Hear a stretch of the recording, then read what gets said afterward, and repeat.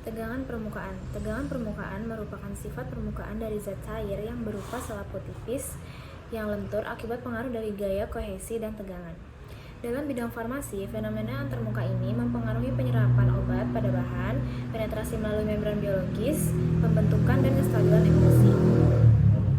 Selanjutnya, gaya kohesi sendiri merupakan gaya tarik-menarik antar molekul sejenis. Hal ini menyebabkan antara zat yang satu dengan zat yang berbeda jenis tidak dapat menempel karena saling tolak-menolak. Adesi sendiri merupakan gaya tarik-menarik molekul berbeda jenis, menyebabkan antara zat yang satu dengan zat yang berbeda jenis dapat saling menempel atau saling tarik-menarik.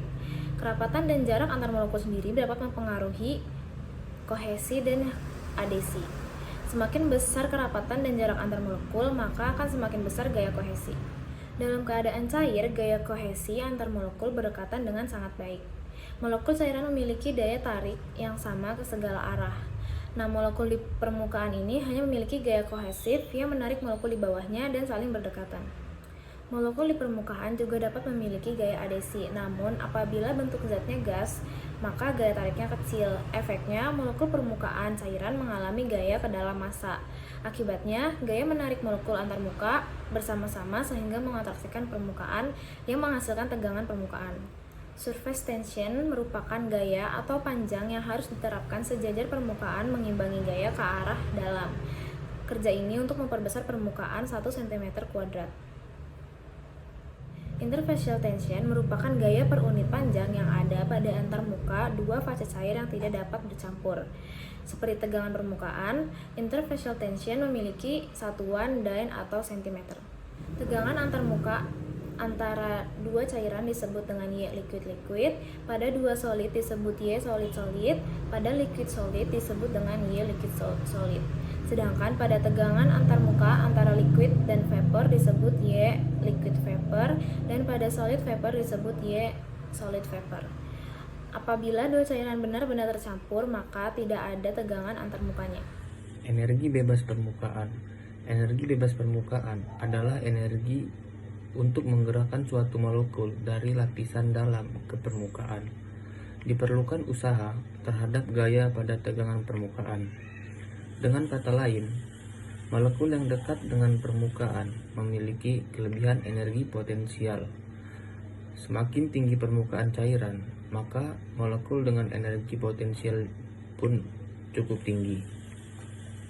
Apabila suatu luas permukaan cairan meningkat, misal dipecah menjadi semprotan halus, maka energi cairan juga tinggi. Energi ini sebanding dengan permukaan bebas. Oleh karena itu, energi ini disebut dengan energi bebas permukaan. Untuk memperluas suatu permukaan cairan, tanpa dilakukan perubahan apapun pada cairan tersebut, diperlukan usaha atau kerja terhadap tegangan permukaan. Dengan rumus energi bebas potensial dW sama dengan F kali ds atau Y kali 2L kali ds. Dengan F itu gaya, ds perubahan jarak, W usaha, dA perubahan luas. Metode tensiometri Dunoy. Metode cincin Dunoy dapat digunakan untuk mengukur tegangan permukaan ataupun tegangan antarmuka. Prinsip dari metode ini, gaya yang diperlukan untuk melepas cincin platinaridium yang dicelupkan pada permukaan atau antarmuka sebanding dengan tegangan permukaan atau antarmuka cairan tersebut. Metode cincin Dunoy dengan rumus Y angka din per 2 kali keliling cincin dikali faktor koreksi. Materi yang selanjutnya adalah koefisien hamparan atau koefisien sebaran, dan biasanya disingkat dengan S. Ketika suatu zat dituangkan ke permukaan air, maka akan ada dua kejadian. Yang pertama, zat akan menyebar, dan yang kedua, zat tidak akan menyebar. Kejadian ini dipengaruhi oleh gaya adhesi dan kohesi. Untuk lebih jelasnya, dapat dilihat pada istilah kerja adhesi dan kerja kohesi. Kerja adhesi merupakan energi yang dibutuhkan untuk memutuskan gaya tarik-menarik antara dua molekul yang berbeda. Sementara itu, kerja kohesi merupakan energi yang dibutuhkan untuk memisahkan dua molekul yang sama yang yang dia sudah terputus, sehingga dia bisa mengalir ke cairan di lapisan yang paling bawah. Nah, untuk mencari nilai S atau koefisien sebaran itu dapat dilakukan dengan menghubungkan antara nilai kerja adhesi dan nilai kerja kohesi. Nilai kerja adhesi dapat dicari dengan rumus WA sama dengan jumlah dari YC ditambah YP dikurangi dengan YCP. YC itu merupakan tegangan permukaan si molekul pertama dan YP itu merupakan tegangan permukaan si molekul yang kedua. Karena seperti yang kita tahu bahwa adhesi itu merupakan kejadian antara dua molekul yang berbeda. Sementara YCP itu merupakan tegangan permukaan antara si kedua molekul tersebut. Yang kedua adalah kerja kohesi. Nilai kerja kohesi itu dapat dicari dengan rumus WK sama dengan 2 kali YC. YC ini merupakan tegangan permukaan antara kedua molekul yang sama. Nah, untuk menentukan nilai S-nya dapat dicari dengan mengurangkan nilai kerja adhesi dengan nilai kerja kohesi. Selain itu dapat juga dicari dengan rumus S sama dengan YS dikurang YL ditambah dengan YLS. YS ini merupakan tegangan permukaan si zat yang diberi zat sebaran atau merupakan cairan terbawah. Kemudian YL itu merupakan tegangan permukaan si zat yang disebarkan ke cairan yang terbawah tadi. Sementara YLS itu merupakan tegangan permukaan antara kedua molekul tadi. Nah, jika nilai S yang didapatkan itu positif, maka suatu zat itu dapat tersebar di permukaan air.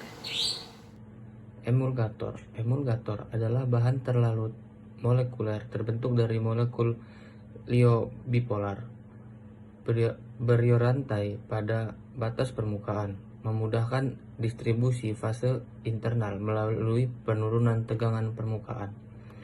Klasifikasi surfaktan, koloid, hidrofilik, partikel padat terbagi halus. Atau yang terbaik adalah emulgator kompleks, campuran ionik dan non-ionik. Surfaktan, molekul amfifil atau molekul atau ionik yang terabsorpsi pada permukaan. Dominan hidrofilik, ekor kecil dan kepala besar. Dan dominan lipofilik, ekor panjang dan kepala kecil. Klasifikasi berdasarkan sifat kimia emulgator. Yang pertama anionik, kedua kationik, 3 non-ionik, 4 amfoter, 5 emulgator kompleks. Anion aktif. Sabun merupakan garam alkali dari asam lemak murni jenuh atau tak jenuh dengan 11 atom C baik dan lebih besar sama dengan 15 atom C sangat baik. Sabun alkali dan amonium adalah emulgator M/A. Sabun logam alkali tanah Ca2+. Kation aktif. Contohnya sabun inner atau kuas.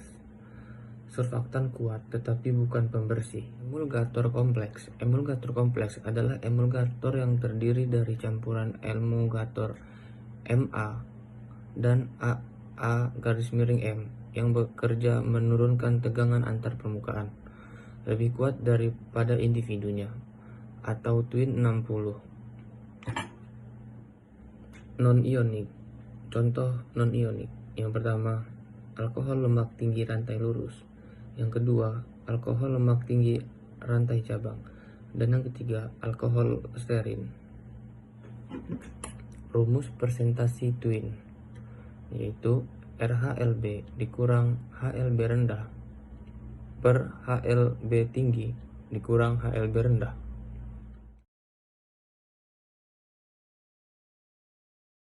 Apa itu absorpsi pada permukaan padat? Absorpsi merupakan kondisi ketika suatu partikel menempel pada permukaan, tetapi dia tidak sampai masuk ke dalam permukaannya, hanya menempel pada permukaannya saja. Pada permukaan padat, absorpsi material gas dan cair ke padat itu hampir sama dengan permukaan cairan, yaitu dengan cara menurunkan energi bebas permukaan padatan. Biasanya, tegangan permukaan padatan itu lebih sulit ditentukan dari permukaan cairan karena antar muka padatan itu tidak bergerak sehingga lebih sulit untuk menentukan tegangan permukaannya. Faktor-faktor yang mempengaruhi absorpsi permukaan padatan itu ada 4. Yang pertama, sifat fisika absorben dan absorbat. Absorben merupakan bagian yang akan ditempeli atau yang mengabsorpsi, sementara absorbat merupakan bagian yang akan menempel atau yang terabsorpsi. Untuk sifat fisika dari partikel atau molekul yang mengalami terabsorpsi itu dapat dilihat. Jika dia semakin sulit untuk mengalami absorpsi, maka absorbat yang tertangkap akan semakin sedikit. Yang kedua, luas permukaan. Semakin luas permukaan suatu absorben, maka semakin banyak absorbat yang akan tertangkap. Yang ketiga, suhu. Suhu sangat erat kaitannya dengan sifat fisika. Jika suhu semakin tinggi, maka absorbat yang tertangkap itu akan semakin sedikit. Dan yang terakhir ada tekanan parsial. Pada tekanan lingkungan yang tinggi, maka akan semakin sedikit absorbat yang dapat tertangkap. Jenis absorpsi pada permukaan padatan itu ada 2. Yang pertama absorpsi fisika dan yang kedua absorpsi kimia. Pada absorpsi fisika digunakan ikatan van der Waals, yaitu kondisi ketika si absorbat dapat melepaskan diri atau menghilang dari si absorben karena dia bersifat reversibel. Yang kedua, absorpsi fisika biasanya terjadi pada temperatur yang rendah dan dia itu tidak bersifat spesifik karena dia dapat kembali ke wujud semula. Absorpsi fisika ini tidak membutuhkan energi aktivasi, contohnya debu yang menempel pada wajah. Debu yang menempel pada wajah dapat dihilangkan di mana debu ini berperan sebagai si absorbat dan wajah berperan sebagai absorben. Yang kedua adalah absorpsi kimia. Pada absorpsi kimia digunakan ikatan kimia, yaitu kondisi ketika absorbat melekat pada absorben melalui ikatan primer sehingga tidak bisa diubah kecuali ikatannya itu terputus. Absorpsi kimia ini bersifat irreversibel karena dia tidak dapat kembali ke wujud semula, yang biasanya terjadi pada temperatur yang tinggi. Absorpsi kimia merupakan absorpsi yang bersifat spesifik karena dia melalui satu ikatan primer kimia dan dia membutuhkan energi aktivasi untuk dapat melekat pada satu absorben. Contohnya adalah peristiwa korosi pada besi yang membentuk karat sehingga dia tidak bisa kembali ke bentuk semula. Konsep absorpsi yang biasa dibahas pada permukaan padatan adalah absorpsi isotermik, yaitu seberapa banyak gram gas absorbat atau yang terabsorpsi oleh 1 gram absorben pada suhu yang tetap. Konsep ini didasari oleh 2 teori, yaitu teori Langmuir dan teori BET. Teori Langmuir terjadi pada 1 lapisan, sementara teori BET terjadi pada 2 lapisan atau lapisan ganda. Pada 2 teori ini akan ditemukan beberapa istilah. Yang pertama, delta H atau panas absorpsi, yang kedua delta HV atau panas kondensasi kapiler, dan yang ketiga ada HA yaitu panas absorbat yang digunakan untuk membentuk absorben. Yang keempat ada HV yaitu panas laten kondensasi yang dibutuhkan untuk penataan si absorbat. Teori absorpsi isotermik itu terdiri dari 3. Yang pertama metode Langmuir, yang kedua metode Freundlich, dan yang ketiga metode BET. Untuk menentukan gram gas absorbat dengan metode Langmuir itu dapat dicari dengan rumus Y sama dengan YM dikali BP per 1 ditambah BP, dengan YM sama dengan kemiringan garis dan BP merupakan perpotongan. Sementara dengan metode Freundlich, gram gas absorbat itu dapat dicari dengan rumus Y sama dengan S per M sama dengan K dikali P pangkat 1 per N, atau jika dibuat dalam bentuk log, Y sama dengan log X per M sama dengan log K ditambah 1 per N log P, dengan log K merupakan perpotongan dengan ordinat, 1 per N merupakan kemiringan garis, X merupakan absorbat per unit massa, M merupakan absorbet, sementara N dan K merupakan konstanta. Kemudian untuk menentukan gram gas absorbat dengan metode BET itu dapat dicari dengan rumus Y atau P0 dikurang P sama dengan YM dikali B ditambah YM dikali B dikali P0. P merupakan tekanan absorbat, P0 merupakan tekanan uap absorbat penuh dengan uap absorbatnya, sementara YM sama dengan jumlah uap yang terabsorpsi, dan B merupakan konstanta proporsional terhadap panas absorpsi antara lapisan 1 dan panas laten lapisan 2. Selanjutnya jenis absorpsi isotermik. Yang pertama ada tipe Langmuir atau tipe 1, yaitu awal kurva konkav dan orientasi AT datar terhadap permukaan.